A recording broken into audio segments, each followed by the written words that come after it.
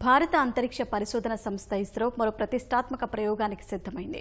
ఆంధ్రప్రదేశ్ నెల్లూరు జిల్లా శ్రీహరికోటలోని సతీష్ ధావన్ అంతరిక్ష కేంద్రం నుంచి రేపు ఉదయం 9:58 చేపట్టే PSLV-C 43 ప్రయోగానికి కౌంట్డౌన్ ప్రారంభించింది.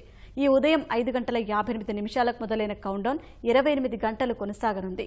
ఈ ప్రయోగంలో PSLV-C 43 ద్వారా 31 ఉపగ్రహాలను కక్షలోకి ప్రవేశపెట్టనున్నారు.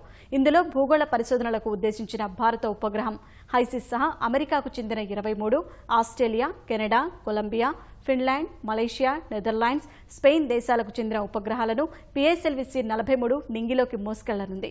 ఈ వాహక నౌక ద్వారా హైసిస్ ఉపగ్రహాన్ని 636 కిలోమీటర్ల ఎత్తులోని కక్షలో ప్రవేశపెట్టనుండగా మిగిలిన నానో ఉపగ్రహాలను 504 కిలోమీటర్ల ఎత్తులోని కక్షలో విడిచిపెట్టనున్నారు.